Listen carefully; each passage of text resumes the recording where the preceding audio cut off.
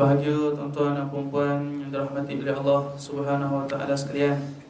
Alhamdulillah, sama-sama kita menyandarkan rasa syukur, terima kasih kita kepada Allah Subhanahu wa taala kerana Allah Subhanahu wa taala berikan kita peluang untuk meletakkan dahi kita tunduk sujud kepada Allah Subhanahu wa taala dalam keadaan ramainya manusia di atas muka dunia ini yang kebanyakan mereka sudah tidak sanggup untuk meletakkan dahi mereka yang dikira mulia itu sujud kepada Allah Subhanahu wa taala.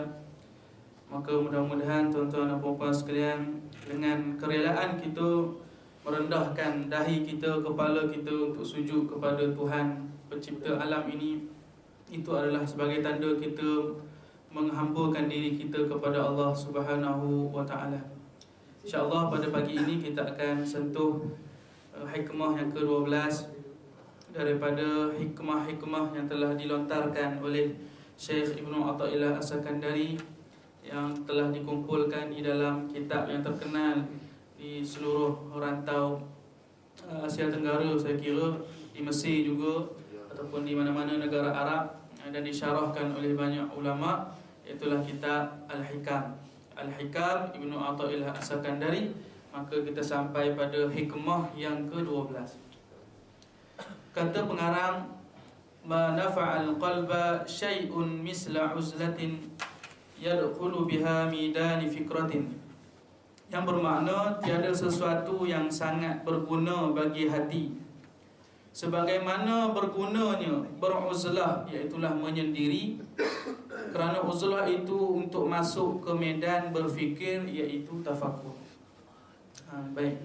Jadi hikmah yang ke-12 disentuh oleh Syekh Ibnu Athaillah As-Sakandari berkenaan dengan satu perkataan yang saya ingin tuan-tuan dan puan-puan sidang penonton untuk kita ingat, iaitulah perkataan uzlah. Hari ini dia punya perkataan yang kita kena ingat, iaitulah uzlah.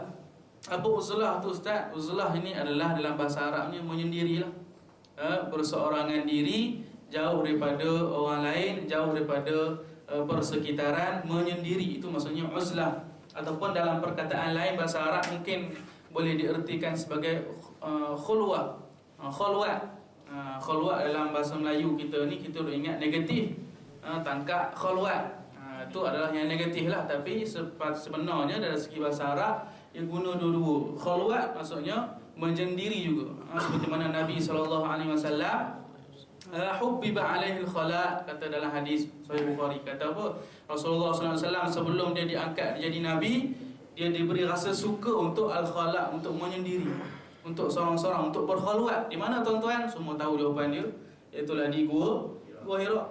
Itu maksudnya Nabi berkhulwat. Nabi khulwat bunyi pelik tak? Nabi berkhulwat maksudnya Nabi bernyendiri, jauh daripada penduduk Mekah yang fasad, mereka yang tawaf Kaabah bertelanjang, bunyi macam-macam. Nabi pergi naik ke Gua Hira, berkhulwat di sana, itu juga disebut sebagai uzlah. Lalu disebutkan di sini, tiada sesuatu yang sangat berguna bagi hati kita melainkan dengan uzlah, kerana ia akan membawa kita kepada medanul fikrah. Ia akan memberikan kita keupayaan ataupun satu kebolehan untuk berfikir lebih daripada yang biasa. Itu adalah dia sebut kelebihan uzlah. Dia kata tiada satu yang memberi manfaat pada hati melainkan dengan uzlah. Jadi tuan-tuan dan puan-puan yang dirahmati oleh Allah Subhanahu wa taala sekalian, sebenarnya khilaf di kalangan ulama tasawuf sendiri, sama ada uzlah itu lebih baik ataupun kita bercampur dengan orang itu lebih baik. Fahamkan uzlah kan? Maksudnya saya kata uzlah ni kita lari jauh daripada orang. Dalam bahasa Melayu kera sumbang ni dia tak kawan dengan orang, tak campur orang. Lebih kurang tu lah uzlah ni, dia jauh menyeri jauh. Contohnya Ustaz Azrul mana ni seminggu tak datang ni, uzlah ke Mesir contoh. Mana ni tak nampak lama dia uzlah dekat rumah. Maksudnya uzlah ni dia duduk menyendiri, bukan duduk saja, bukan tidur, bukan Facebook, bukan PSP, tapi dia duduk berfikir, bertafakur, berzikir, subhanallah, subhanallah. Ada ke uzlah ni dalam Quran? Jadi ulama sebut tidak ada pendalilan yang khusus melainkan kepada peristiwa Ashabul Kahfi. Kan? Saya tak ingat ayat dia spesial kan. Ashabul Kahfi itu mereka kehidupan mereka yang 7 orang pemuda, 6 orang pemuda campur dengan anjing 7, ataupun ada kata 7 orang pemuda campur dengan anjing 8, tak apalah, itu khilaf ulama. Al-kulihannya mereka itu lari masuk ke dalam gua. Apa ayat dia? Allahumma salli ala sayyidina Muhammad. Ni tak baca surah Kahfi Jumaat ni. Bismillahirrahmanirrahim. Wa iz'tazaltumuhum wa ma ya'buduna illa Allah fa'u ilal kahfi yanshur lakum wa yuhayyi lakum min amrikum mirfaqa. Ayat berapa tak ingat. Wa iz'tazaltumuhum, kan ada perkataan permulaan itu iz'tazaltumuhum. Maksudnya asal perkataan iz'tazal itu adalah uzlah. Dan apabila, dan ingatlah ketika kamu beruzlah, kamu lari, kamu memencilkan diri kamu daripada mereka, wa ma ya'buduna illallah, dan kamu juga memencilkan daripada apa yang mereka sembah. Maksudnya umat mereka zaman tu semuanya syirik pada Allah. Mereka sembah berhala, tak mau beriman, melainkan beriman dalam negara tu 7 orang tu. Lalu Allah Ta'ala sebut, lalu mereka pergi beruzlah, fa'u ilal kahfi, kata Allah, maka kamu pergilah kepada gua, masuklah dalam gua. Uzlah itu Allah Ta'ala bagi tidur 309 tahun, 310 tahun tidur, hanya bangun semula. Jadi mereka beruzlah. Jadi ulama sebut, sekiranya keadaan sekeliling kita itu ataupun persekitaran kita itu, bi'ah kita itu adalah bi'ah yang boleh merosakkan iman, meruntuhkan kita punya akhlak, boleh menyebabkan kita terpesong daripada landasan Islam yang sebenar, maka lebih afdal kita uzlah. Contoh apa? Kita kawan semua, kawan-kawan yang jenis Tanjung Rambutan berlaku. Kawan, lebih baik kita jangan kawan, maksud lari pada mereka. Kawan kita semua jenis yang tidak boleh menaikkan iman kita langsung, maka lebih baik afdal kita uzlah. Kenapa? Sekiranya afdal tu sekiranya kita tidak mampu untuk membawa diri kita, kita pun tersekali campur, kita pun tersekali mengikut kepada bi'ah mereka, maka lebih baik kita lari daripada kawasan tersebut. Akan tetapi yang lebih afdal, kita bersama mereka, kita dakwah. Sebab itulah ulama bagi dua lah, saya sebut. Dia ada uzlah badaniyah, dia ada uzlah qalbiyah. Apa pula ustaz? Uzlah badaniyah, uzlah sekali dengan badan-badan kita, kita lari jauh pada orang. Macam tadilah Ashabul Kahfi, uzlah badaniyah dengan qalbiyah sekali. Dia pergi jauh, masuk badaniyah ni maksud uzlah badan. Kita lari jauh, saya majuklah dengan mak-mak tak bagi duit raya kat saya nak beruzlah di Kuala Lumpur contoh. Tu sekali dengan badan-badan kita pergi ke Kuala Lumpur. Kita pun duduklah dekat Masjid Muhtadi sana tu berzikir subhanallah, subhanallah, subhanallah, bertahun-tahun tak kaya-kaya juga tuan. Memang tak boleh lah. Uzlah ni bukan nak kaya nak apa, tapi dia adalah untuk kita tafakur, mencerna minda. Baik. Jadi itu uzlah badaniyah sekali dengan badan-badan.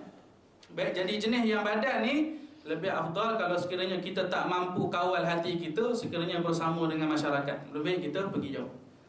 Lebih baik kita pergi jauh. Akan tapi yang lebih utama adalah kita beruzlah qalbiyah. Maksudnya apa? Kerana Islam kebanyakan dalam hadis Nabi, kebanyakan dalam ayat-ayat Al-Quran menganjurkan untuk kita bergaul dengan orang. Sebab tu dia bagi muamalat, ada bab muamalat kan. Kita tak boleh hidup di dunia ni seorang-seorang kita. Kita ada muamalah bersama dengan orang lain.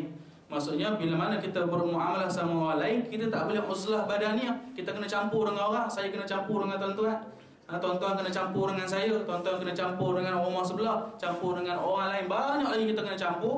Jadi kita tidak dapat tidak, kita kena usaha untuk uzlah qalbiyah. Uzlah qalbiyah yang kedua, apa dia pula ustaz? Uzlah qalbiyah adalah kita hanya menyendiri, memencilkan hati kita kepada Allah Subhanahu wa taala. Orang buatlah macam mana pun, kita tetap dengan uzlah hati kita. Orang buatlah fasad setahap mana pun, kita tetap uzlah hati kita. Bila nampak orang buat mungkar, kita tak ikut, akan tapi kita hanya sekadar menegur, membantahnya dan tidak mengikut kepada kemungkaran yang berlaku. Jadi itu adalah ulama sebut mengikut kepada individu masing-masing.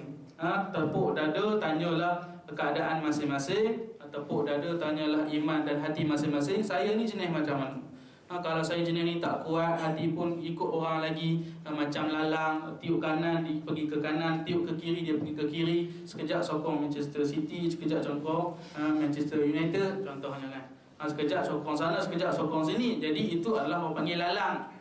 Ditiup pergi sana, ditiup pergi sini. Kalau hati jenis macam tu, lebih baik kita uzlah badaniyah. Uzlah badaniyah maksudnya saya sebut tadi, kita pergilah menyendiri, kita berfikir sejenak dan kita pergilah mencari apa yang lebih baik untuk kita. Akan tetapi yang lebih afdalnya kita bergaul dengan orang, kita bercampur dengan orang ramai, akan tetapi kita benar-benar memastikan hati kita itu beruzlah, menyendiri hanya semata-mata kepada Allah Subhanahu wa taala. Jadi tuan-tuan dan puan-puan yang dirahmati oleh Allah Subhanahu wa taala, mari kita ambil kesimpulannya bahawasanya uzlah ini, kata Ibnu Athaillah asalkan dari, beliau mengatakan uzlah ini memang memberikan kecerdasan akal. Dia kata dia akan membawa kita kepada medan berfikir, iaitu bertafakur. Uzlah saja, tak kira badaniah ke qalbiah ke, dia akan membawa kepada cerdik akal. Itu adalah cara suluk orang dulu lah. Cara suluk orang dulu, kalau ada masalah mereka akan beruzlah, sembahyang 2 rakaat kepada Allah, mengadu dengan Allah, uzlah dengan Allah, kemudian akan selesai masalah. Kita sembahyang itu uzlah dengan Allah. Kita menyendiri bersama dengan Allah Subhanahu wa taala. Imam As-Suyuti diriwayatkan di akhir-akhir umurnya dia sudah lagi tidak mengajar, dia sudah lagi jauh daripada orang, dia hanya sekadar beruzlah menyendiri. Begitu juga dengan sebahagian ulama yang lain, ada yang mengambil keputusan di akhir hayat mereka beruzlah menyendiri untuk menghadap kematian ataupun berjumpa dengan Allah Subhanahu wa taala. Jadi tuan-tuan dan puan-puan yang dirahmati oleh Allah Subhanahu wa taala, mudah-mudahan di samping kita buat kerja di sini, kita beruzlah hati kita, sentiasa kita beruzlah, berfikir, memikirkan tentang Allah dan memuji Allah Subhanahu wa taala. Itu adalah lebih baik untuk kita bertafakur ataupun mencerna akal dan minda kita. Mudah-mudahan bermanfaat untuk pertemuan kali ini. Aqulu qouli hadza wa astaghfirullahal azim li wa lakum. Apa yang baik itu daripada Allah, yang kurang dan lemah itu kelemahan dari saya sendiri. Assalamualaikum warahmatullahi wabarakatuh.